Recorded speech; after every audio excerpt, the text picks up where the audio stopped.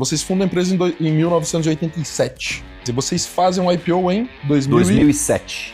Abril de 2007. Pensando nas jornadas de captação, essa estrada, né? Do zero até fazer o IPO, que nós vamos chegar lá. O que teve aqui no meio? Você falou sobre alguns anjos. Eu acho que na época vocês nem chamavam de anjos. Não existia esse termo. Nem startup, nem anjo. Nem startup, nem anjo. Venture Capital. Venture Capital não existia. Governança corporativa é um termo mais recente. A gente já fazia tudo isso.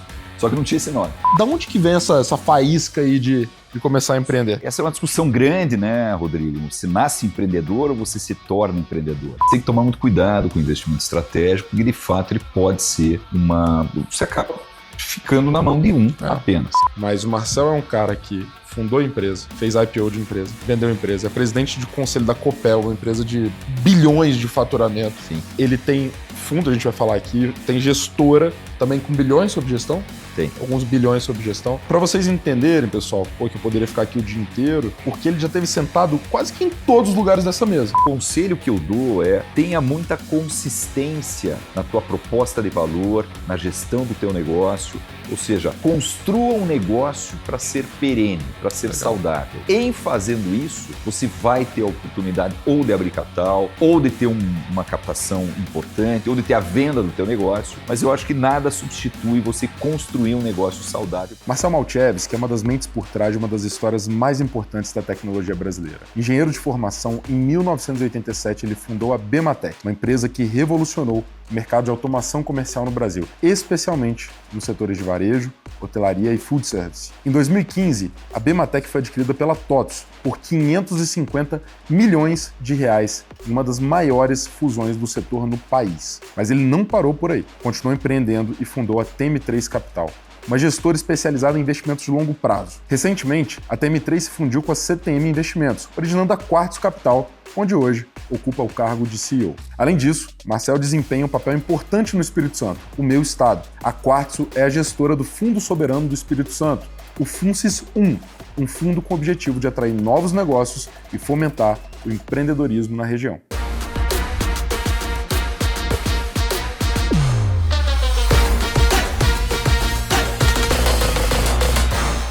Fala pessoal, seja muito bem-vindo a mais um episódio aqui do podcast do Zero ao Exit. Eu sou Rodrigo Miranda, CEO da VPX Company e também fui cofundador da Zite e da Chip Delivery. Se você caiu aqui de paraquedas, eu recebo no sofá da minha casa grandes empreendedores que percorreram a jornada do Zero ao Exit, ou seja, fundaram suas empresas, escalaram, chegaram a vender suas empresas para outros grandes grupos ou ainda fizeram IPO, listaram suas empresas na bolsa. Eu exploro aqui tudo que tem de melhor e eventualmente o que tem de pior, os desafios desse mundo que pouca gente fala, mas que todo mundo passa. Se você está vendo esse episódio no YouTube, já clica para se inscrever no canal, e se você está no Spotify, clica lá para seguir também, dá like, dá 5 estrelas aqui, porque meu objetivo é levar esse conteúdo bacana de grandes empreendedores contando suas histórias para o máximo de gente possível. Então, Marcel, seja muito bem-vindo aqui ao sofá da minha casa, meu podcast. Você é um cara que eu admiro imensamente, não só pela sua trajetória como empreendedor, mas pelo que você está ajudando a promover no meu estado, no Espírito Santo, estado que eu tanto amo. A gente tem se esbarrado muito por lá. Quero te agradecer por ter topado vir aqui, contar a sua história, abrir um pouquinho aí dessa trajetória. Prazer estar aqui, Rodrigo. Prazer estar aqui contigo. Prazer é todo meu. E para começar, se apresenta aí brevemente, dá uma geral aí sobre a sua trajetória para a turma. Eu sou engenheiro de formação, né, e empreendedor. Minha carreira toda foi no empreendedorismo.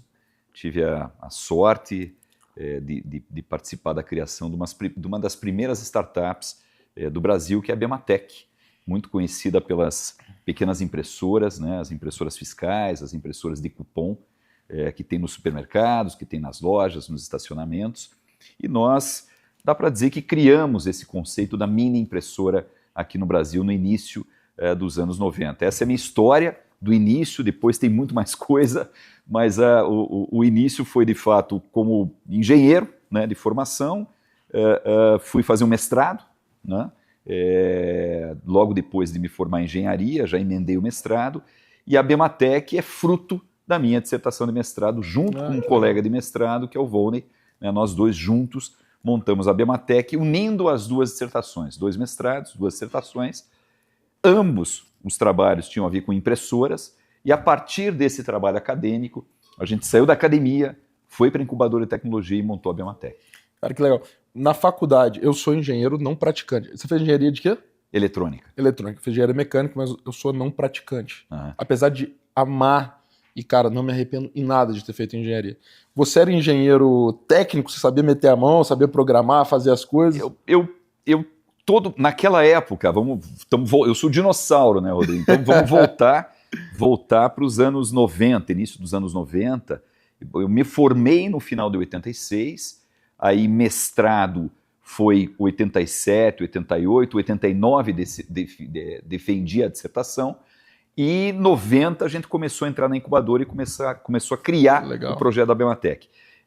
Nessa época, você não tinha engenheiro de computação, bacharel em tecnologia informática. Tá. Então, a turma que ia para software, para programação, eram os engenheiros eletrônicos. O início da computação se deu com a engenharia eletrônica, que era o curso que mais vínculo, mais proximidade tinha com os computadores. Então, Legal. Eu acabei indo para o lado, fazendo engenharia elétrica, com ênfase em eletrônica, eu acabei indo para o lado da eletrônica digital, dos computadores e do software.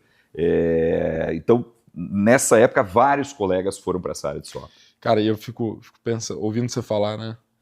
Você falou, brincando aí sobre ser dinossauro, mas 10 anos atrás, quando eu fundei a Zite, a gente era também um negócio de hardware, de software, já começando alguma coisa de divisão computacional, etc.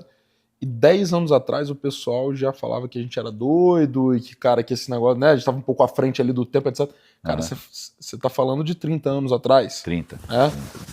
Para mais. Nós vamos falar do Exit daqui a pouco, mas vamos falar um pouquinho mais do zero, vamos voltar lá no início. Vamos lá. Como que é essa história de começar a empreender? Isso é uma coisa que vem de família, vem da veia, é uma coisa que você sempre quis.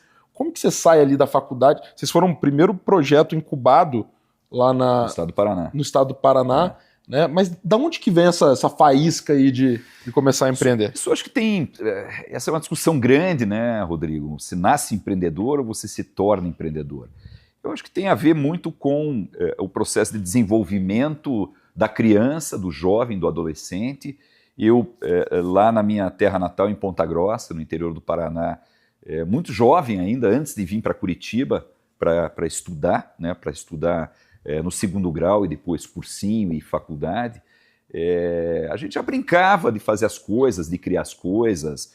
Eu com meus primos, meu irmão, nós começamos eu lembro, a tocar em festas de garagem, e a gente tinha equipamento de som, montava as luzes, montava os equipamentos, e eu cuidava muito dessa parte técnica, né? Muito jovem, antes dos 15 anos isso. Então ali, acho que foi o primeiro momento que a gente teve contato com alguma coisa que era um negócio, né? Depois, ao longo do curso de engenharia, eu acabei montando uma empresa de software. Como eu te falei, né, eu fui para o lado de software, já na engenharia, e eu montei com 2 amigos que não estudavam comigo na época, eram 2 amigos que eu conheci na rua, vamos dizer assim, fora da faculdade. Nós montamos uma software house. Então eu saí do curso de engenharia já empreendendo. Legal. Né? E depois que você começa, Rodrigo, não tem jeito. Aí você, né? É uma cachaça. Aí você sempre vai empreender. Não, você tinha, então, muito provavelmente uma veia já mais aflorada desde cedo, né? Eu acho que sim. Às vezes algumas pessoas falam comigo assim, não, Rodrigo, porque eu não tenho a veia que você tem. Mas eu estudei engenharia para ser engenheiro. Eu conto isso pro pessoal, às vezes o pessoal não acredita. Cara, meu negócio era SolidWorks, AutoCAD, fazer projeto. E eu adorava, tá? Tinha maior tesão, cara, em fazer projeto. E é engraçado, porque eu não fui empreender por opção. Eu fui porque formei quando o país estava mal, foi ali em 2016. Sim. Engenharia estava um negócio meio rocambolesco, né? E aí eu fui meio que empurrado para empreender. Mas, pô, quando eu olho para trás, eu falo, caraca, eu não consigo imaginar outra vida, né? Se não fosse disso. Na mesma linha, o projeto da primeira impressora foi eu que fiz. Toda a parte de hardware, né? A parte de software, de firmware, em assembly, linguagem de programação de máquina, circuitaria, ou seja, eu e o Volney fomos os projetistas da primeira impressora. E eu fiquei durante um bom tempo, nos primeiros anos, Rodrigo, tocando a engenharia da companhia. Era eu que tocava o projeto. Legal. O Volney ficou mais numa área de negócio, numa área administrativa, comercial, e eu acabei indo para a engenharia. Depois, com o crescimento da companhia, Aí a gente foi trazendo estagiários, gente, jovens, aí, meninos da faculdade, para nos ajudar, e aí eu fui saindo dessa parte técnica e assumindo as partes de negócios. Legal. Você falou do Volney. Cara, eu tenho muito sócio, acredito muito em sociedade. Uhum. Não tenho nenhum negócio que eu seja sozinho, nada. Eu gosto muito de explorar isso. Como que é a questão de complementariedade? Como é que era essa questão de complementariedade? Você já falou um pouco da divisão das áreas. E o quanto que você acha que complementariedade entre os sócios ali no início, principalmente, é fundamental? E se isso foi fundamental para vocês durante a jornada? Fundamental. Eu não acredito que a Bematec qual que é o forte de cada um, né? Teria dado certo sem essa complementaridade. Perfis diferentes, eu e o Volney muito mais acadêmico. O Volney foi muito importante no início da empresa, porque ele já era professor. Apesar de muito jovem, já era professor na universidade, lá no Cefet, antigo Cefet. E eu fui dar aula depois na Engenharia da Computação na PUC, mas eu comecei depois. Acabei sendo convidado, caí para dar aula, vamos dizer assim. Eu não tinha esse veio acadêmico. O Volney, durante muitos anos, teve o veio acadêmico. Então, o Volney, com esse estilo de professor, estilo acadêmico, ele emprestava, vamos dizer assim, uma certa sobriedade, uma certa autoridade ali para os jovens, né? Nós éramos dois jovens de 25, 26 anos, e a empresa ela lidava com clientes de grande porte. No começo nós fizemos impressoras para grandes empresas como IBM, HP, dentre outras. Então o Volney tinha esse lado um pouco mais formal. E eu tinha um lado mais veia empreendedora mesmo, projeto, vamos lá, tocar o pau, abrir picada. Então acho que houve de fato um casamento quase que perfeito. De novo, personalidades diferentes, perfis diferentes, nem sempre nos entendíamos, já no início tínhamos diferenças, mas eu acho que a saúde da Bematec foi justamente você olhar a empresa e o negócio acima de tudo e resolver as diferenças. Eu acho que as diferenças foram muito importantes para você, de fato, fazer a coisa certa desde o início, né? Um questionava muito o outro com relação à sua área, e isso trouxe um senso de perfeição, um senso de excelência nas áreas que cada um de nós tocávamos. Legal, legal. E desde o início vocês já tinham clareza de papéis? Vocês desenharam isso? Ou isso foi se construindo? Não, isso foi se construindo ao longo do tempo. No início, de novo, eu fiquei mais na área de projeto, de engenharia, dev, né? Hoje é dev, antigamente era P&D. O Volney mais na área de negócio, administrativa. E com o passar do tempo, isso foi se invertendo. O Volney foi indo mais para a área industrial, porque no começo a área industrial ficou com ele. Era uma fábrica, né, de impressoras. Vocês tinham uma fábrica? Chegamos a ter fábrica durante muito tempo, né, era hardware, o início da Bematec. Depois a gente foi para software, depois da abertura de capital. Mas no início era basicamente hardware, basicamente impressoras. Depois fabricamos outros produtos, computadores, pro segmento de automação comercial, para complementar a oferta de hardware para as lojas, para os pontos de venda. Mas, enfim, no início a gente fazia tudo junto. Uhum. Né? Eu mais com viés, como eu falei, na parte de engenharia, o Volney mais com viés industrial, negocial. Ao longo do tempo as coisas foram se misturando e aí sim chegou uma época que a gente achou que precisava definir os papéis. Agora o curioso, Rodrigo, é que demorou para nós definirmos uma estrutura organizacional mais convencional. Nós não tínhamos... Durante quase 10 anos, Rodrigo, nós não tínhamos a função de CEO. Nós éramos 4 diretores, eu, o Volney, mais 2 executivos, cada um tocando uma área, e a gente tocava isso como um colegiado, fazendo as reuniões e resolvendo as coisas na medida em que elas iam aparecendo.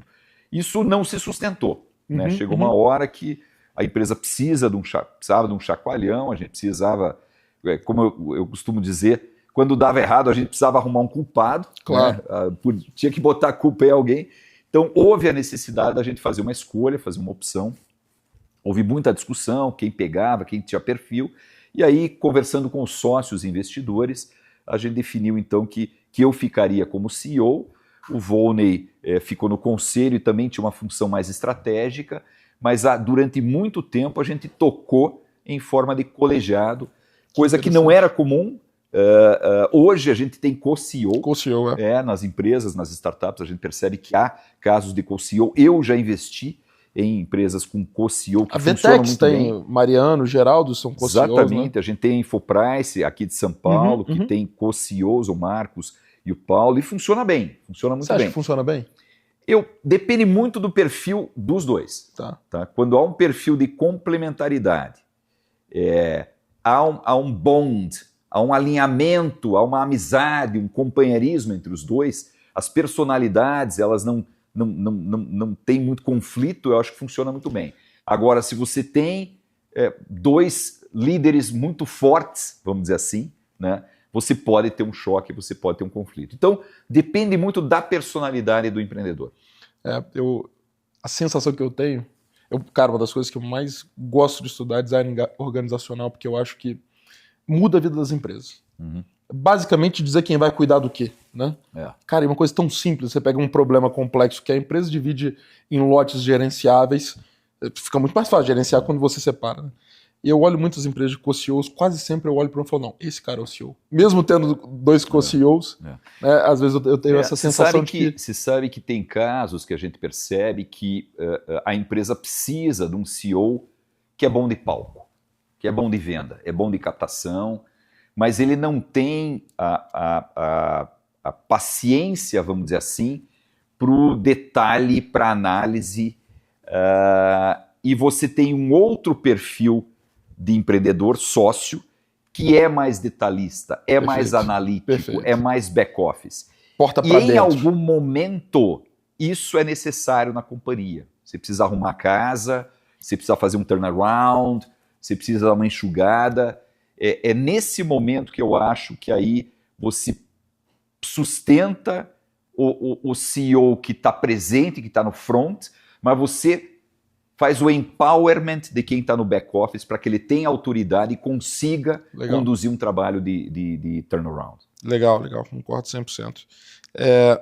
Então, só repassando, vocês fundam a empresa em 1987. Foi em 89, nós entramos na incubadora, final de 89, e a fundação oficial foi em outubro de 90. Outubro de 90, beleza. E vocês fazem um IPO em 2007.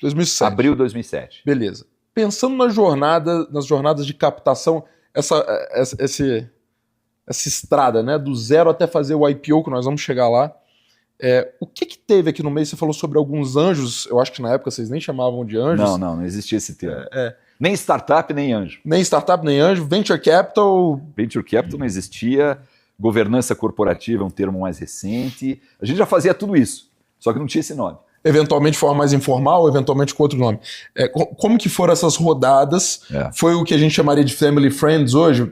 Os amigos e família? Eram pessoas, empresários que vocês queriam trazer para perto para ajudar? Como é que foi a escolha ou a busca por isso? Enfim, uma fábrica. O projeto desde o início era uma impressora, era um hardware. Precisava de dinheiro. Você precisava estruturar uma linha de produção, você precisava comprar insumos. E aí eu e o Volney dávamos aula nessa época. Nós não tínhamos condição financeira de poder, enfim, bancar um projeto do nascimento de uma fábrica de impressoras.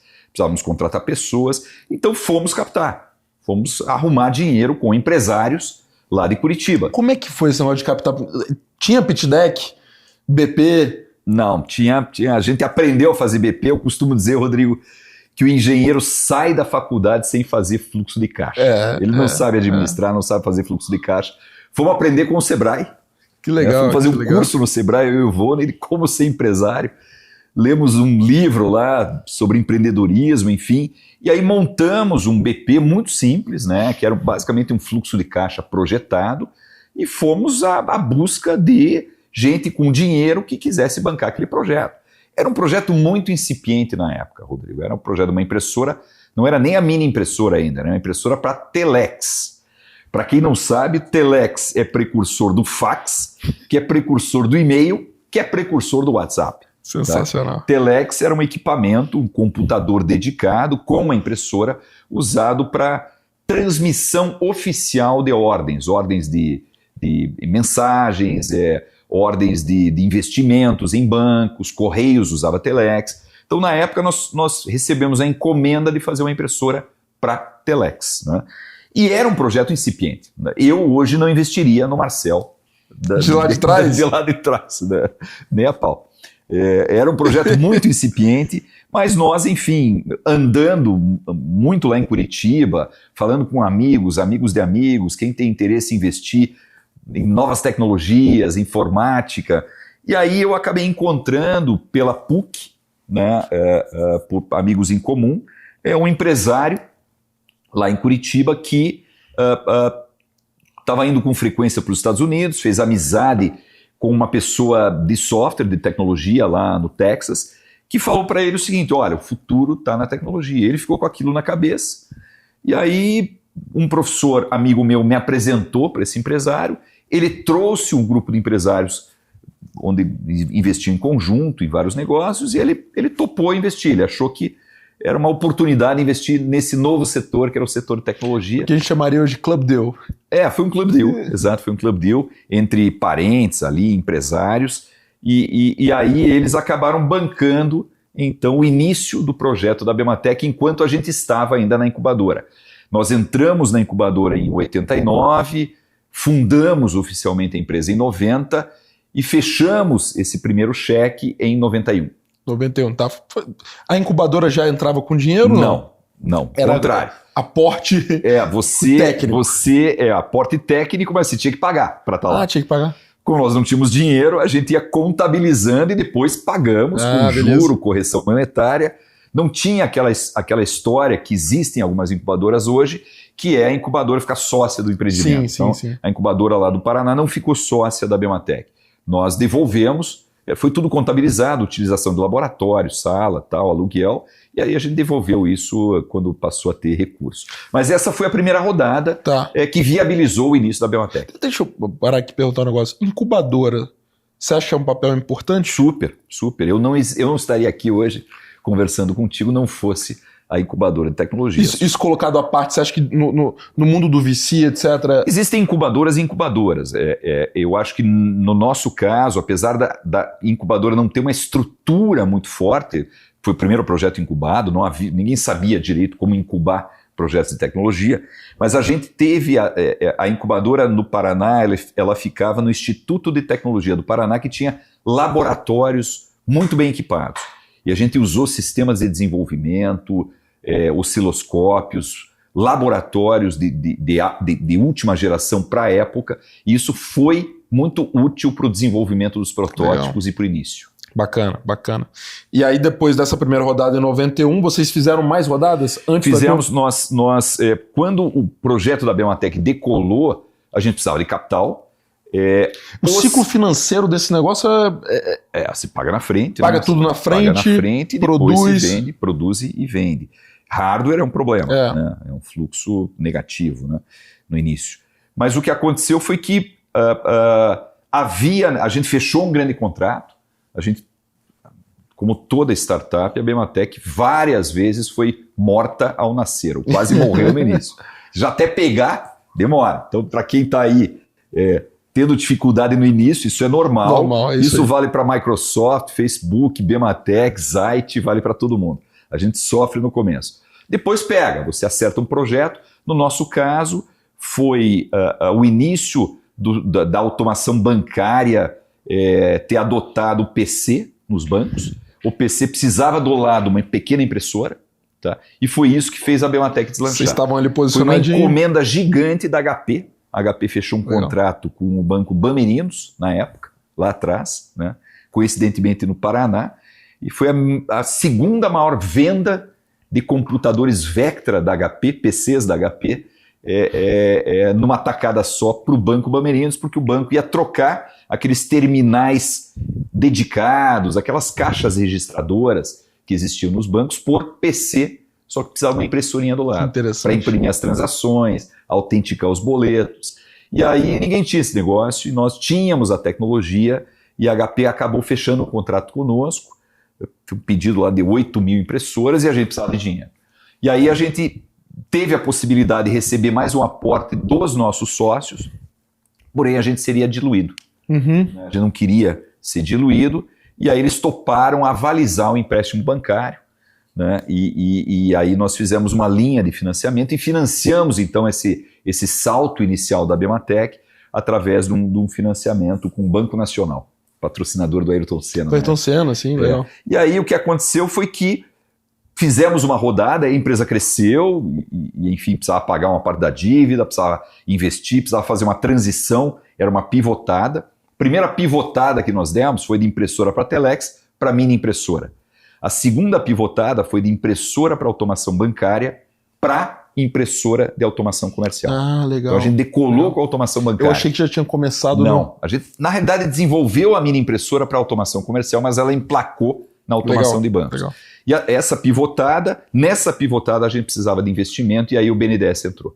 Era impressora térmica já, não? Não. Não, Quem criou a tecnologia no Brasil de impressora térmica foi a Abematec.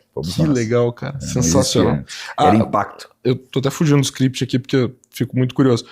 A HP, ela comprava isso de vocês como se fosse um private label para eles? A gente chamava de OEM.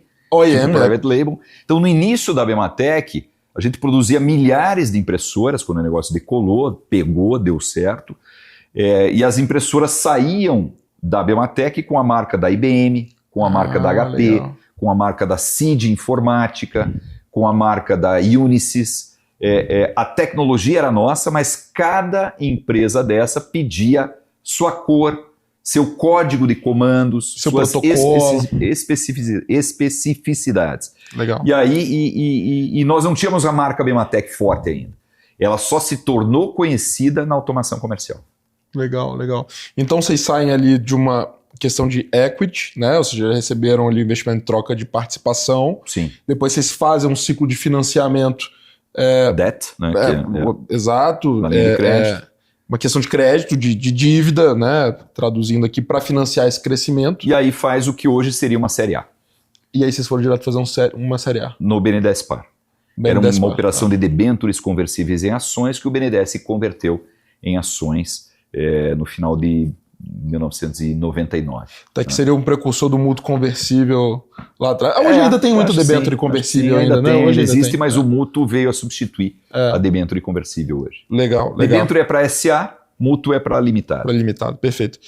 Isso antes do final da década de 90. Todas essas transações. A operação, a primeira capitalização, que foi o SEED, né, foi em 91. Depois nós pegamos esse dinheiro que foi equity, debênture conversível em ação do BNDES, foi em 95 para 96, e aí a gente não teve mais equity a não ser na abertura de capital. Legal. E aí, Marcelo estava me contando antes aqui no bastidor uma coisa muito bacana, eu acho muito bacana, eles criaram uma empresa de tecnologia, né, Marcelo, que em algum momento começou a distribuir dividendos. Sim. Né? Ou seja, vocês tanto conseguiram construir valor de equity, né, quanto conseguiram também ser uma empresa geradora de caixa e que remunerava o capital dos seus sócios, dos seus acionistas. Né? Uhum. Eu gosto de trazer isso porque hoje em dia às vezes eu vejo algumas pessoas falando como se fosse excludente. Ou eu gero caixa ou eu vou gerar valor de equity. Vocês fizeram isso. Para o modelo atual de startups, a gente era diferente, né? Sim. Os nossos sócios investidores que, né, entraram no início, os anjos, eles eram de empresas convencionais, eles acostumados com geração de caixa, com distribuição de dividendos, e a gente entrou nessa onda, foi importante, foi bom, ou seja, a Abematec desde o início focou gerar lucro, né? E a Abematec, diferentemente das empresas atuais, ela distribuía dividendos, então muito todo bacana. ano ela tinha lucro, distribuía lá 25%, que é a lei das SA, às vezes um pouco mais, né? Às vezes segurava um pouco, porque precisava fazer algum investimento, mas assim, eu não lembro o ano que a Abematec não distribuiu dividendo. A partir de 94, 95, a gente já tinha distribuição de dividendos todo ano. Cara, e aí vocês começam a chegar num momento ali, início dos anos 2000, e se preparar para um IPO. Isso, como é que foi esse processo? Isso já era um objetivo de vocês? Não. Era um sonho? Eu tenho Era um sonho, claro. Até porque eu e o Vone olhávamos muito a cena do Silicon Valley. O que acontece no Silicon Valley, como é que as empresas do Silicon Valley... Nessa época vocês já estavam conectados, a gente já conhecia as histórias de sucesso, né? Eu lia muito sobre Microsoft na época, Dell, enfim, eram empresas muito fortes na época, Intel, e lá a gente sabia que as empresas abriam capital para poder se financiar, para poder perpetuar, né, para poder gerar liquidez também para os sócios. Então esse modelo já era um modelo conhecido por nós, mas a gente não vislumbrava isso tão cedo porque a empresa era pequena para um IPO e o mercado de capitais no Brasil não era um mercado tão desenvolvido. Né? Então o que aconteceu, Rodrigo, foi a preparação, ela não foi para um IPO. Ela se deu quando nós fizemos um planejamento estratégico para a companhia, por volta de 2004, 2005, onde o nosso caminho era oferecer uma solução completa para o varejo, para a loja. Não só hardware. Nessa época, início dos anos 2000, Rodrigo, nós já tínhamos computadores específicos para a loja, PDV, telas touch, as telas touch que não existia no Brasil ainda, nós trouxemos para cá. Leitor de código de barra, gaveta de dinheiro, teclado especial. Então nós já tínhamos uma rede de revendedores que vendia todo o hardware para as lojas. Perfeito. E tínhamos parcerias muito fortes com as software houses, as empresas que tinham software, né? Por causa da impressora fiscal, que era um protocolo difícil, então nós precisávamos nos aproximar das casas de software para poder fazer com que a impressora funcionasse corretamente. Então havia esse ecossistema criado pela Belmatec, revendedores, pós-venda, muita capilaridade, todas as software houses, né, que a gente chamava assim, do setor de automação comercial nos conheciam, nós os conhecíamos, e aí nós então tivemos a ideia de ter receita recorrente. Software me parece que é um bom negócio. Era uma estratégia inicialmente de defesa, porque eu percebia que hardware cada vez mais ia ser commodity, ia ser ferro, e as margens iriam cair, necessariamente. Então havia uma estratégia de defesa, precisamos ir para software, e havia uma estratégia de ataque, tá? Que era ter a solução completa. A gente chamava de one-stop shop. Né? Oferecer o hardware e o software de forma que a loja ligasse só para nós, para resolver o problema de automação. Vou abrir uma loja, vou ter um PDV. Antigamente, o cara ligava para Metrologic para comprar o leitor de código de barras, para a Belmatec para comprar a impressora, Positivo para comprar o computador, falava com o sobrinho que estava se formando em informática para poder desenvolver o software e nada funcionava direito. Então havia uma clara oportunidade da gente oferecer tudo com uma marca só, software e hardware Belmatec. Para isso, nós precisávamos desenvolver muito software. Na automação comercial, Rodrigo, você tem verticais. O software de farmácia não tem nada a ver com o de restaurante e bar, não tem nada a ver com o de hotel, não tem nada a ver com o do supermercado, de moda, é tudo diferente. Então a gente precisava, para entrar com uma solução completa, várias camadas de software. Não dava para fazer isso desenvolvendo, criando equipe, ia demorar anos. Então a ideia foi, vamos comprar os caras. Né? Só que precisava de muito dinheiro. E aí nós começamos então a trabalhar uma rodada de captação com grandes fundos internacionais. Ia precisar de muito dinheiro. Né? E nesse processo, Rodrigo, nós já estávamos conversando com alguns fundos, né? General Atlantic, G Capital, outros que eram muito fortes na época, e abriu a janela de IPOs. Tá? Aí o Laércio, com a TOTUS, fez o IPO dele, depois veio o Miguel Abuab, da Tassul, aí veio o Elinho Rotenberg de Curitiba com a Positivo, e aí os bancos começaram a bater na Belmatec. Sabiam que a gente estava captando, indo atrás, e abriu a janela de listar na Bovespa. Pô, a gente é muito pequeno ainda, dá-se um jeito. Então, você pode falar qual que era o tamanho, mais ou menos? A Belmatec era uma empresa de receita, né, de cerca de, vamos lá, 70 milhões de dólares, alguma coisa assim. O dólar era, naquela época, 70 milhões de dólares. Era 70 milhões de dólares. Pô, já era uma bela receita, mas né? A gente já estava crescendo rapidamente. Sim. Quando a gente foi para o IPO, já era uma empresa de cerca de 100 milhões de dólares, estava na boca dos 100 milhões de dólares de faturamento. Hoje você não abre capital com um faturamento desse, você vai ter um pouco de dificuldade, tá? Mas na época era uma empresa pequena para uma abertura de capital. Entendi. Estava ali na faixa de 80 a 100 milhões de dólares de receita. Mas a gente viu nos últimos anos algumas empresas abrindo capital com uma receita... Teve uma leva recente, né? Foi muito bem. Né? Deu uma deslizada ali depois, Exatamente. Né? Então, o que aconteceu foi que nós não fizemos uma abertura de capital com um projeto de abrir capital. Entendi. Por abrir capital. Entendi. A gente precisava captar, tá? De fato. É para isso que as empresas normalmente abrem capital. A gente precisava captar, estava no processo de captação de uma rodada grande, surgiu a oportunidade de fazer uma captação em bolsa e foi o que a gente fez. Cara, legal. E até essa época, porra, cara, vocês estão ali no início dos anos 2000, tem aquela coisa da tecnologia, né, efervescendo e tal. Não apareceu gente para tentar comprar vocês antes? Não. Ainda a gente cogitava a possibilidade de antes de abrir capital, talvez, a gente já pensava em uma saída, um processo de saída, quem poderia comprar a Bematec, mas não houve nenhuma conversa séria. A gente teve algumas abordagens com gente de fora, a Epson, do Japão, nos visitou em Curitiba, enfim, a gente teve algumas conversas, mas não andou por um processo de M&A. Se fosse hoje em dia, tanto de empresa que ia estar em cima tentando comprar. Com certeza. Aí depois que a gente abriu o capital, deixou de fazer sentido uma venda da empresa como um todo. Claro. E, cara, eu sempre falo isso assim, eu tive muitas alegrias empreendendo, a gente estava falando antes aqui, né? Não consigo imaginar um caminho que não seja esse. Mas talvez um dos grandes objetivos que eu tenho na vida seja participar do IPO. Não sei se como um advisor ou como um conselheiro eventualmente, ou empreendendo também. Que conselho você dá para alguém assim como eu, que, cara, tem esse sonho? Concordo com você, tem o objetivo pragmático da empresa, de captar, etc. Ou eventualmente dar liquidez para algum sócio. Algumas empresas esse é o único caminho, né, para dar liquidez. Alguns fundos participaram disso recentemente. Mas, porra, eu acho que tem para mim também questão de satisfação pessoal de... Cara, eu vejo assim como a Champions League, né?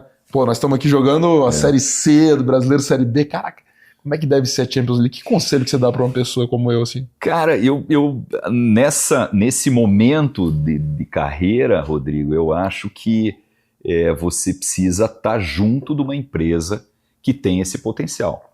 Como investidor, como conselheiro, que você vai fazer essa viagem, vai fazer o processo, não como executivo, talvez, né? Como aconteceu comigo, né? Eu tive um segundo processo praticamente de IPO com Copel, né? Eu sou presidente do conselho da Copel, que é a Companhia de Energia do Estado. Ela foi privatizada através de um follow-on em bolsa, né?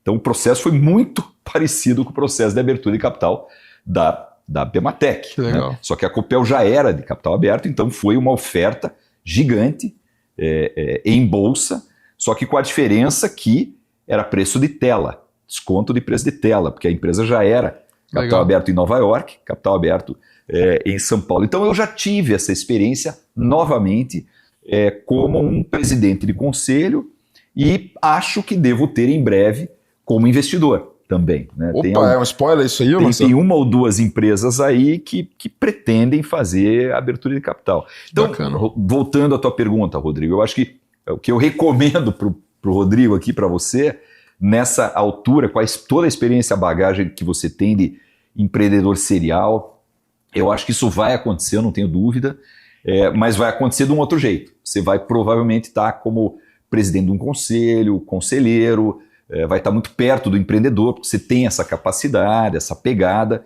Então é natural que você participe da jornada de preparação e de abertura de capital de alguma empresa que você tiver aí perto. Que Deus te ouça, que tudo convirja para isso aí, cara. Vai ser muito divertido. Eu ainda quero fazer o meu terceiro e talvez o meu quarto. Caraca, que legal, que bacana.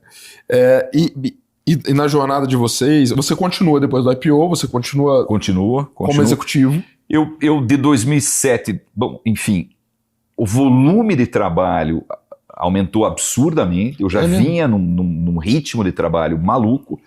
Rodrigo, você é empreendedor, enfim, serial, né? E eu não vi muito meus filhos crescerem, enfim, eu tive uma parceria muito forte com a minha esposa, estou com ela até hoje, né? E a gente combinou, fez uma sociedade onde ela cuidava da casa, das crianças, e eu viajava o mundo, enfim, toquei o pau, claro, cumpri minha missão de pai, de esposo, mas não pude dar a dedicação que talvez eu quisesse dar pelo volume de atividade. Depois que abriu o capital, uma empresa pequena, dinâmica, de tecnologia, capital aberto, corporation, porque já não tinha controle definido, não tinha controlador definido. Isso foi uma experiência muito boa que eu tive na Abematec, que me ajudou e me ajuda hoje na Copel, que é uma true corporation, não tem controlador definido. Então, o volume de atividade cresceu absurdamente. E aí chega uma hora que você também, esse ritmo eu não vou muito longe, né? E aí em 2009, final de 2009, a empresa já estava crescendo, já estava com a estratégia definida, era muito mais execução, já estava internacionalizada, a gente já tinha operações em Taipei, Shenzhen, Estados Unidos, Maneiro. Já vendia 10% do faturamento da Abematec era fora do Brasil, né? Ou seja, importação de componentes, fabricação fora, tinha uma cadeia logística global, o negócio cresceu bastante. Então, eu acabei fazendo o meu sucessor, né? Coloquei o meu sucessor para ser CEO da companhia e virei presidente do conselho, o que é o caminho natural. Normalmente nas empresas de tecnologia. O Volney Isso foi em 2010. Ainda? O Volney estava no conselho e ele continuou como conselheiro da empresa, né? Eu assumi a presidência do conselho, fiquei 2 anos como presidente do conselho. Nesse ínterim, montei o meu escritório de investimentos, que é a M3, que acabou se tornando o Quartzo Capital, que você conhece bem.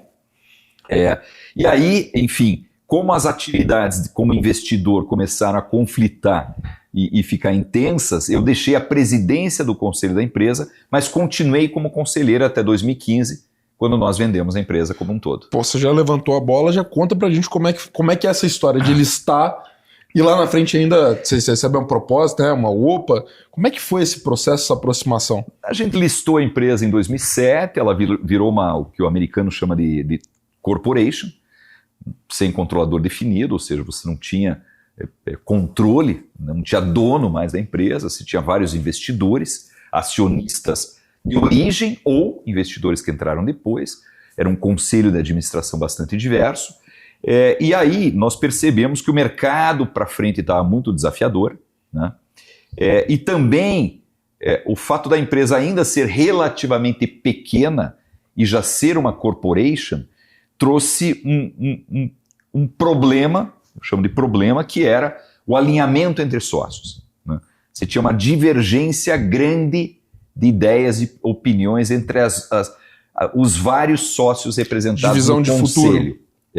Então, aí tem uma questão importante, porque true corporation vale muito para empresas com uma excepcional governança, uma empresa grande, uma empresa estruturada, funciona muito bem. Para empresas menores, não ter o controle definido pode atrapalhar na estratégia e pode não gerar alinhamento entre sócios. A Abematec passou por esse processo, havia um certo desalinhamento entre sócios com relação ao caminho a seguir dali para frente. E aí nós, de fato, começamos a ventilar a hipótese de passar o controle da companhia ou no mercado de capitais, né? Ou, quem sabe, numa venda completa para alguém, né? Não foi uma busca muito ativa. Na época, a TOTVS ela precisava se posicionar melhor no setor de automação comercial. A Lynx havia aberto capital e vinha dominando esse mercado de software para varejo, e a TOTVS precisava se posicionar melhor.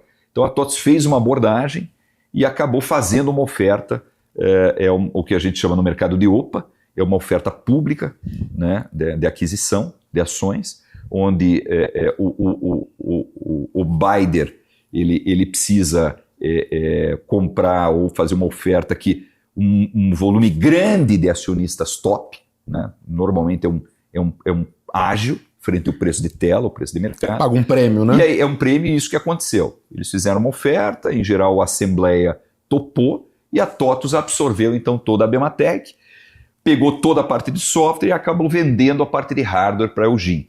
Hoje quem faz as impressoras Abematec é a Eugin. Ainda com a marca. Com a marca Abematec, que é muito forte até hoje. Muito. Eu me lembro que quando eu comecei, a Zite começou com uma distribuidora de bebidas. Não sei se eu já te contei essa história. Não. A gente começou com uma distribuidora de bebidas. Uhum. Quando eu saí da faculdade, eu e meu sócio, a ideia era entregar bebida alcoólica rápido e gelada na casa das pessoas. Legal. Essa era a história. Legal. E aí a gente Vocês foram inovadores nisso, agora a gente tem isso fácil. Na época era mais difícil. Era mais difícil, era mais um negócio de bebida, um negócio meio truncado, né? Um varejo meio difícil e tal. E aí a gente foi naturalmente buscar. E eu me lembro muito, cara, os conjuntos, né? A coisa do leitor de código de barra junto com a telinha, etc, né? A gente foi muito forte nesse setor, a Bematec até hoje é uma marca muito forte. A impressora que até hoje vende mais no Brasil hoje.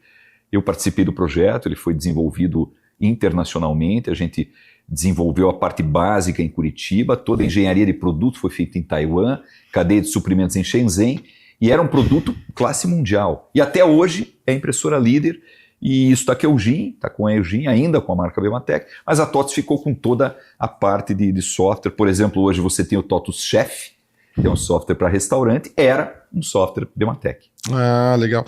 Pois é, voltando lá naquilo de curiosidade, vocês compraram essas empresas de software? Vocês levantaram a grana? No período que eu era presidente da Bematec, CEO, a gente comprou acho que 8 empresas de software no Brasil, nos vários setores do varejo. E vocês chegaram a ter proposta de outras empresas também concorrendo com a TOTUS ali para vender? Não tinha muita empresa para fazer. Nós chegamos a conversar com a Lynx, né? Chegamos a trabalhar num possível um bid competitivo, né, como a gente chama, o que é importante em M&A. Super importante. Ter um bid competitivo para subir o preço. Naturalmente eu trabalhei nisso, mas a TOTUS acabou levando. Foi uma transação relativamente rápida e acho que todos os sócios ficaram felizes, ficaram satisfeitos, né? Eu trabalhei um pouco para subir um pouquinho o preço na época, mas enfim, a turma tava mais para vender mesmo. Legal. Você falou um negócio aqui interessante sobre o bid competitivo. Tem muita gente que procura a gente na VPX buscando investimento de um sócio estratégico. Um minoritário estratégico. E sempre vem aquela coisa, pô, o cara estratégico, ele vai me colocar dinheiro, vai me ajudar, etc. E boa parte das vezes eu vejo, queria ouvir um pouco sua opinião, que isso restringe o bid competitivo, porque você está botando o estratégico para dentro, muitas vezes esse cara que lá na frente vai ter uma série de preferências e direitos e que podem te minar de negociar com outros concorrentes dele, né?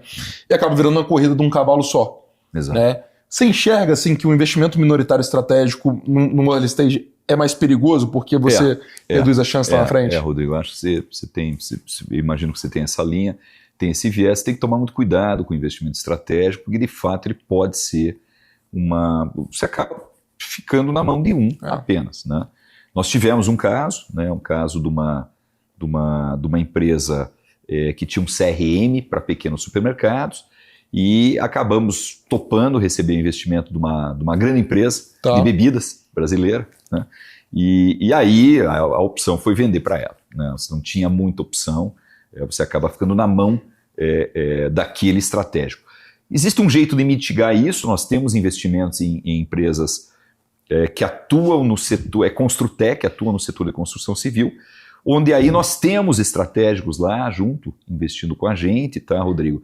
Mas são várias construtoras, que é o modelo Spotify. O Spotify deu muito certo, porque você tinha Sony, EMI, você tinha vários players do setor de música atuando ou investindo na mesma empresa. Então, se você tem não um só estratégico, mas competidores estratégicos investindo naquele negócio, você mitiga um pouco esse problema. Isso é legal. Mas não é a realidade de muita gente, né? Conseguir ter esses... assim, pessoal, para quem está ouvindo aqui, não sei se está claro para todo mundo, mas o Marcel é um cara que fundou a empresa, fez IPO de empresa, vendeu a empresa, é presidente de conselho da Copel, uma empresa de bilhões de faturamento. Sim. Ele tem fundo, a gente vai falar aqui, tem gestora também com bilhões sob gestão. Tem. Alguns bilhões sob gestão. Então, para vocês entenderem, pessoal, que eu poderia ficar aqui o dia inteiro, porque ele já esteve sentado quase que em todos os lugares dessa mesa. Em todos os lugares dessa mesa. Então, esse conhecimento aqui é muito único. Eu trouxe aqui um cara chamado Rodrigo Dantas, conhece ele, da Vindi? Sim. Né? E o Dantas é um cara também que tem mais de 40 investimentos em startups, vendeu empresa, etc. Cara, eu acho isso uma riqueza, porque você consegue olhar um mesmo fato, né, ou fatos muito parecidos sobre óticas muito diferentes, né? E um chapéu que o Marcel tem é também de venture capital, né? Também de investidor, co-investidor. Por isso que, poderia ficar aqui o dia inteiro perguntando 1 milhão de coisas. vocês fazem essa transação com a TOTVS, recebem uma parcela em dinheiro, recebem uma parcela Em ações. em ações. Você tinha posição relevante nessa época ainda? Tinha, né? ainda tinha uma posição. Legal. E aí eu sempre destaco, que é outra coisa também do meu mundo aqui, empresas menores que recebem ofertas de aquisição em trocas de ações. Uhum. E que eu sempre falo, cara, toma cuidado, porque existem ações e ações. A TOTVS já era listada na bolsa. Já era listada na bolsa. Então era praticamente uma liquidez. Era. Você podia vender no dia seguinte. Alguns talvez tenham lock-up, outros não, etc. Mas você podia vender. Mas para quem tem uma empresa pequena, se vai vender para outra que não tem essa liquidez nas ações, tem que tomar muito cuidado, né, Marcelo? Senão você pode estar vendendo por algo que não... Em geral, aqui no Brasil, você acaba ficando preso dentro da outra empresa. Né? Você não tem uma possibilidade de liquidez, você acaba virando refém, vamos dizer assim. Às vezes é necessário, você precisa fazer a operação, se quer, já não acha que consiga levar esse projeto muito para frente. Dependendo de quem vai comprar na troca de ações, você passa a trabalhar para aquela empresa, passa a ter uma posição, passa a ter posição acionária, posição executiva. Pode ser um bom negócio, mas em geral é uma situação que demanda uma análise muito cuidadosa.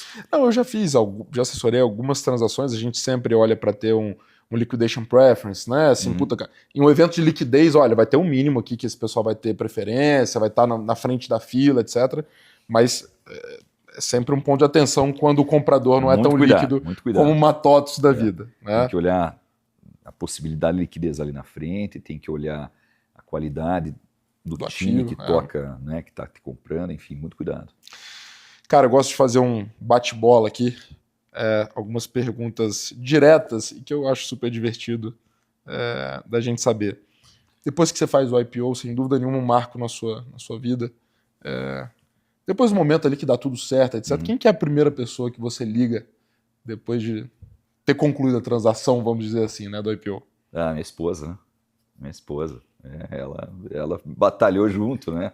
Então, ela tem muito orgulho também da carreira, ela é uma parceirona aí que eu tenho, a Rose, eu não tenho a dúvida, ela é minha inspiração e é a primeira pessoa que eu naturalmente liguei.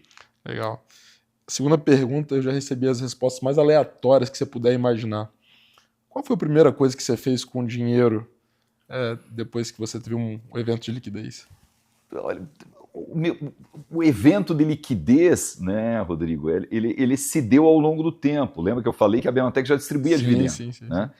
Então, acho que a primeira coisa que eu fiz lá atrás, processo de distribuição de dividendo, claro, não era uma bolada como é uma liquidez maior quando você vê na empresa, mas eu acho que o primeiro investimento maior que eu fiz com o dinheiro de lucro, de dividendo da BM, que foi comprar um apartamento, né? Foi isso. Mas depois, com o passar do tempo, né, você vai buscando satisfazer alguns desejos antigos, né? Então, uma das coisas que eu fiz, Rodrigo, enfim, tendo liquidez, você acaba tendo essa possibilidade. Eu acabei, durante um tempo na minha vida, tendo veleiro, né?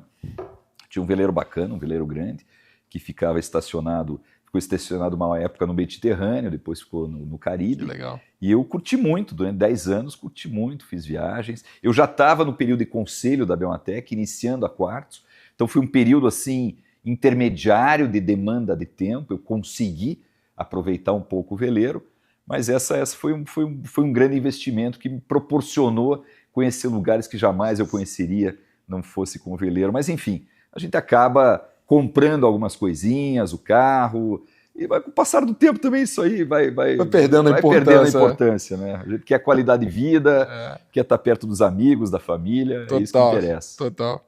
Mas eu acertei, eu tinha falado, eu sei que ele gosta de velejar, acho que tem alguma coisa a ver com isso. Tem alguma lembrança, já vão aí 20 anos, quase 20 anos desse processo de IPO, alguma lembrança do processo ali que te marca, que você lembra? Total, eu digo para você, Rodrigo, foi uma das poucas que eu elencaria ocasiões do ápice da carreira, né? De fato é um negócio fantástico, né?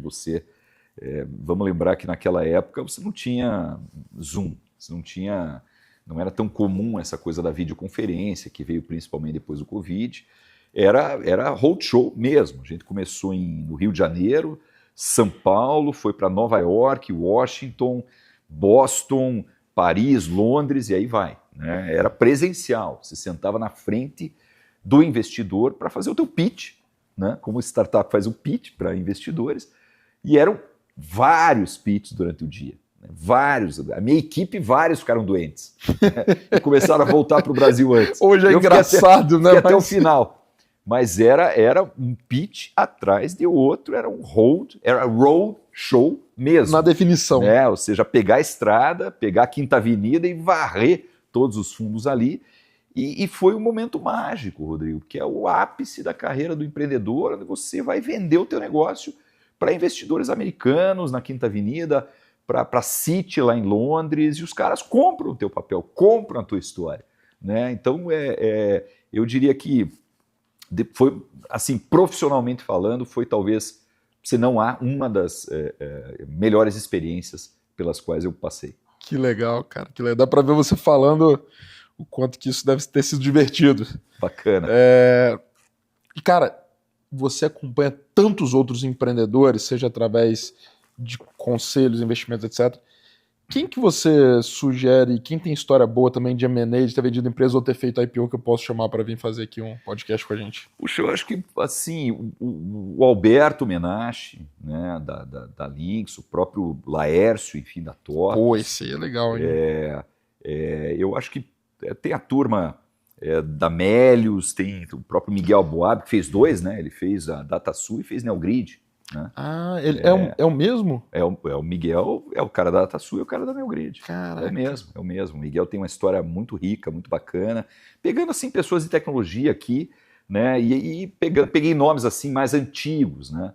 Que tem um histórico mais antigo aí, que pegou essa fase boa dos roadshows, dos IPOs. Mas você tem uma nova geração aí de gente que não necessariamente do setor de tecnologia, é o teu setor, é o meu setor. A gente sempre vai lembrar do setor de tecnologia, mas todas essas empresas aí sempre vão ter uma boa história, um bom case para contar. Não tem como, né, cara, não ter tido um monte de desafio no meio, um monte de superação. E, cara, assim, aí abrindo um pouquinho mais para M&A, até captação, que conselho você deixa para quem está num processo de negociação de M&A, ou está negociando para captar um investimento, ou eventualmente num processo pensando em IPO? Que conselho que você dá assim, para alguém que vai admitir sócios capitalistas, né, na sua empresa? Eu acho que você é, sem dúvida, eu acho que principalmente hoje em dia, tá, Rodrigo? A gente passou por uma fase de venture capital, que você conhece muito bem, aquela exuberância, talvez até excessiva, com valuations muito bombados, um mercado muito aquecido, que acabou tornando talvez os empreendedores um pouco fora da realidade dos negócios, né? Eles ficaram um pouco fora da realidade, que é gerar caixa, que é ter break-even, que é ter um negócio saudável, um negócio feito para durar, né? Então, o conselho que eu dou tenha muita consistência na tua proposta de valor, na gestão do teu negócio, ou seja, construa um negócio para ser perene, para ser saudável. Em fazendo isso, você vai ter a oportunidade ou de abrir capital, ou de ter uma captação importante, ou de ter a venda do teu negócio, mas eu acho que nada substitui você construir um negócio saudável, porque o investidor, o comprador estratégico, ele vai querer comprar empresas saudáveis, né? E cada vez mais. Hoje mais do que nunca mais também. Mais do que nunca. Eu peguei muito ali, nas Partnership, aquela fase de 2019, 2020. Lembra a RAP captando aqui no Brasil? Negócios assim, fora da casinha. Que era growth. Cara, você vê hoje, né? Os fundos têm outro discurso. Os compradores, os M&As também, é outra coisa. Não é só a sinergia. Na época, o fundo queria que você gastasse o dinheiro para botar mais dinheiro. Total. Hoje não. Hoje o fundo quer break-even. Vamos entrar nesse assunto? Falando aqui pós-TOTVS, pós-M&A. Ainda tem mais coisa para falar. Pô. Você funda a TM3. Sim. Já era TM3 o nome no início?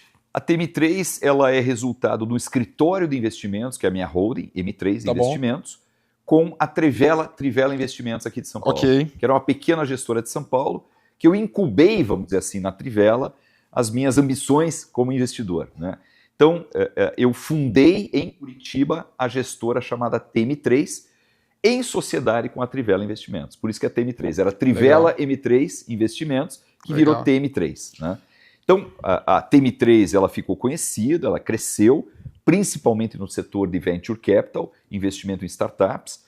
Nós tínhamos também alguns projetos, um fundo líquido, tínhamos lá alguns investimentos na área de real estate também, mas o foco da TM3 era Venture Capital.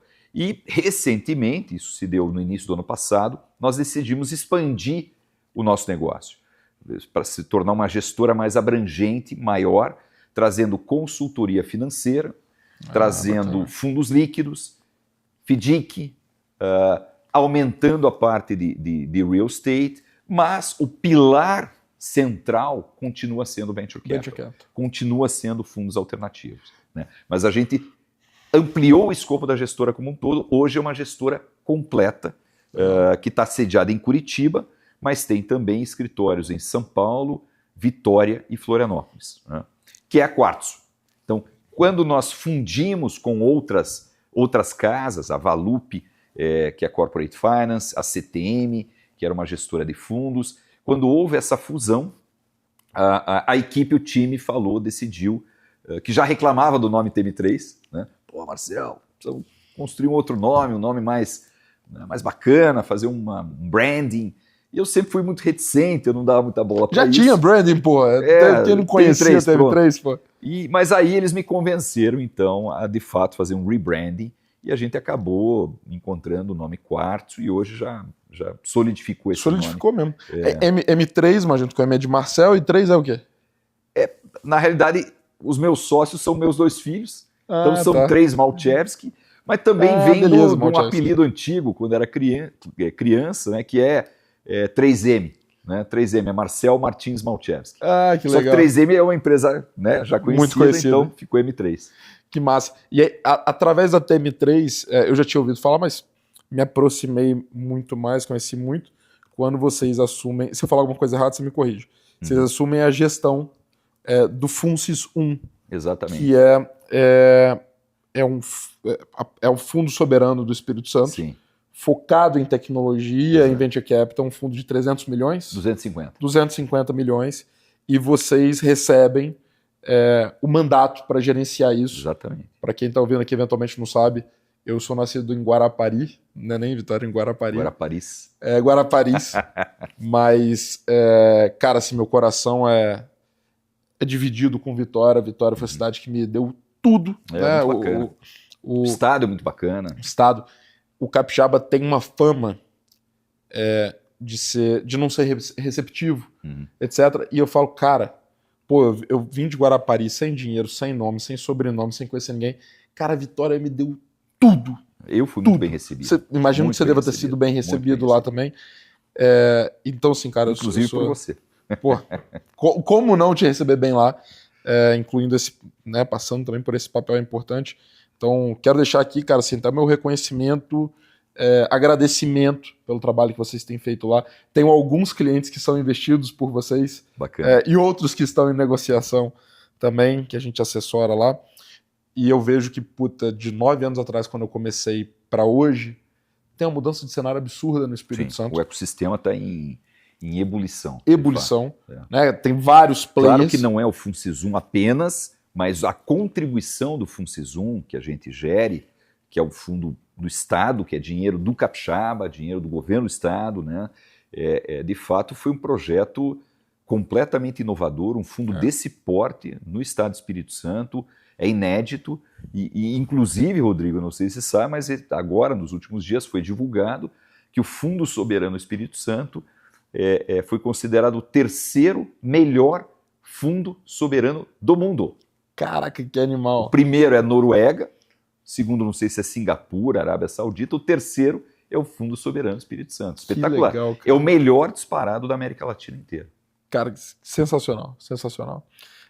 Eu fiz o evento de lançamento, eu fiz o painel de abertura. Eu lembro. E eu acho que foi uma das coisas que mais me deu orgulho na minha vida, assim, porque eu tenho realmente uma ligação, apesar de morar em São Paulo há tantos anos, tenho uma ligação com o Espírito Santo que é Eu lembro bem, foi um belo evento. É completamente diferente. Quero te agradecer por isso. Enfim, queria que você desse uma geral, assim, como tem sido essa experiência, né, cara? Você tem ido muito lá para o Espírito Santo. Você ter essa chancela, né, do Estado. Eu acho que vocês estão fazendo isso muito bem. Estão navegando muito bem, trabalhando de forma séria, etc. E também o que você tem olhado com o chapéu de Venture Capital dessas empresas no momento atual? Que eu acho que de lá de trás mudou um pouco a visão dos VCs para cá, eu não sei a sua. Mas o que você tem olhado? Você fala assim, cara, isso hoje para mim é negociável numa empresa que a gente vai investir, seja através de FUNCES ou através também da Quartz. Bom, falando um pouquinho rapidamente do Fundo Soberano, né, na realidade, né, o governo do Estado, de forma brilhante na minha avaliação, eu conheço o mundo, né, Rodrigo? Eu conheço outras iniciativas. O que o Espírito Santo fez, de fato, foi muito diferente, né? Foi agressivo do ponto de vista positivo, pensando em criar um fundo geracional. Ou seja, o Estado do Espírito Santo é um estado muito bem resolvido fiscalmente. Muito bem resolvido. Impressionante. Muito bem administrado. Teve boas administrações. E o Fundo Soberano veio com dinheiro dos royalties de óleo e gás. E o primeiro fundo, a partir do Fundo Soberano, foi o FUNCESUM, para investir no ecossistema de tecnologia do Estado, né? E vem dando muito certo. De fato, nos 2 anos e meio aí que nós estamos gerindo o fundo, a gente percebeu uma mudança muito importante com a nossa contribuição, mas também, principalmente, com a contribuição dos próprios empreendedores, empresários capixabas. Então, está indo super bem. Eu, quando cheguei no Espírito Santo, naturalmente já conhecia, por causa da Bematec, mas quando cheguei com esse novo chapéu para tocar o FUNCESUM, eu me deparei com empreendedores muito interessantes, muito bons, com um ecossistema já pré-existente, Base 27, enfim, e outras coisas. O FUNCAP, uma série de coisas acontecendo, inclusive no interior, né? Linhares, Colatina, Cachoeiro, enfim. Você tem lá várias iniciativas locais. Então, nós achamos que teríamos dificuldade, muito dinheiro para investir no Estado, o Estado relativamente pequeno, mas a gente teve uma surpresa muito positiva, né? Então pegou já um início de um ecossistema que estava desabrochando. Sim. Isso está acontecendo, como a gente falou, está em ebulição. Eu acho que Vitória ainda vai ultrapassar Florianópolis, Florianópolis é uma ilha também, como Vitória, e Florianópolis é tida como benchmark, como o melhor projeto induzido na área de startups, de venture capital. Foi inspiração para muita coisa que está acontecendo em Vitória, você sabe disso. E com a vantagem de que o projeto do FUNCESUM é para o estado inteiro. O projeto de Florianópolis foi para a ilha de Florianópolis, né? Então agora o estado de Santa Catarina vem tendo alguma dificuldade em expandir isso para todo o estado, né? Já o FUNCESUM, ele nasce com a marca de impactar o ecossistema do estado e não apenas de Vitória da capital. Então lá está indo super bem, a gente tem levado empresas para lá, não é só, prioritariamente é o empreendedor capixaba, é a startup capixaba, mas a gente acredita que o bom e o saudável ecossistema vem da mistura. Total. Foi o que aconteceu em Palo Alto, foi o que aconteceu em Tel Aviv, foi o que aconteceu em Florianópolis, é a mistura que traz a saúde do ecossistema. E é uma baita contribuição para o Estado trazer outros empreendedores para transitarem, etc. ali. Não tem prejuízo nenhum com isso. Então, lá está indo muito bem, a gente ainda tem um período grande pela frente e estamos fazendo investimentos, estamos muito ativos lá no Espírito Santo. Eu tenho ido direto para lá, já sou um pouco capixaba. Já. Mas tratando assim, especificamente da segunda pergunta que você fez, ou seja, o que a gente está olhando, o que a gente olha. Contar um pouco histórico, a gente evitava fintech. Naquele momento que o venture capital estava exuberante, os valuations de fintech eram impossíveis, eram inatingíveis. Só grandes fundos investiam em fintechs. Hoje a gente olha fintech. Tá? Hoje a gente está olhando fintech. Retail tech a gente olha também bastante, até pelo meu passado, né?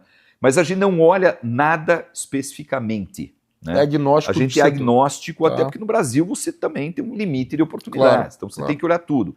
E o que algumas características que a gente tem uma preocupação muito grande é o tamanho da diluição daquele empreendedor.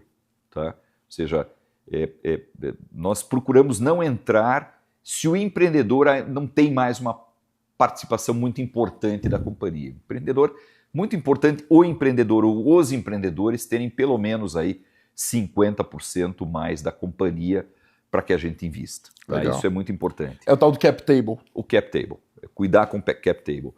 Às vezes a gente precisa consertar o cap table para poder entrar. Sim. Né? Que é criar um stock option plan, separar uma parte do cap table para que os próprios empreendedores, ao atingir metas, consigam recompor sua participação anterior. Então a gente usa isso também como um artifício para permitir a nossa entrada se os empreendedores já estão muito diluídos.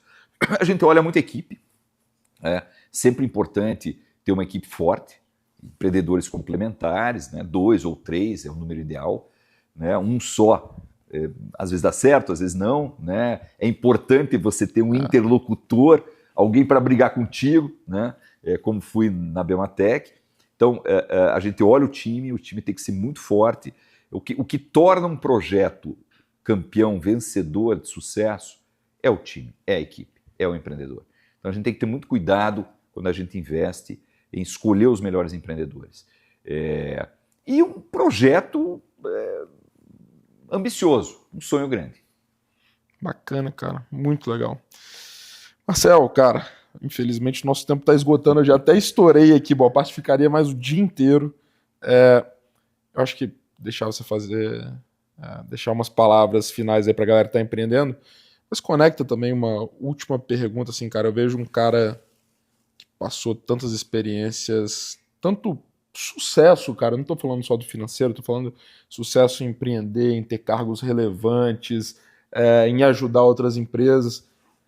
Cara, o que te faz ainda continuar acordando com essa energia que você tem, com essa disposição? Pô, eu te encontro cedo no aeroporto em São Paulo, em Vitória, em evento aqui, evento lá, arranjando mais problema para resolver.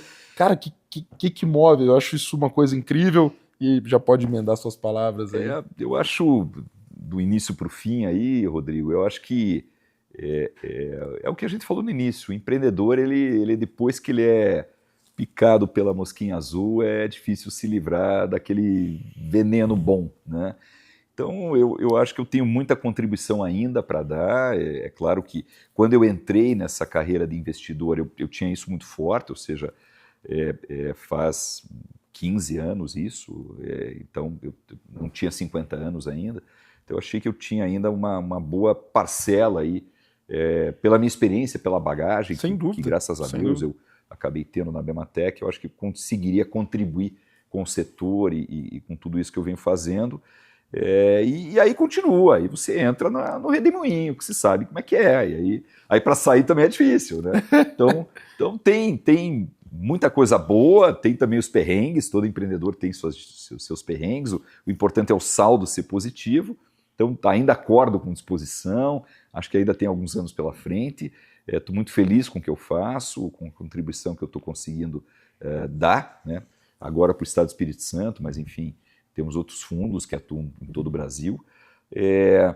E o que eu queria dizer aí para o empreendedor que tá nos assistindo, né, Rodrigo? Tenho certeza que muita gente assiste, então é uma grande oportunidade de deixar um recado, que empreender é para poucos, né? É para poucos.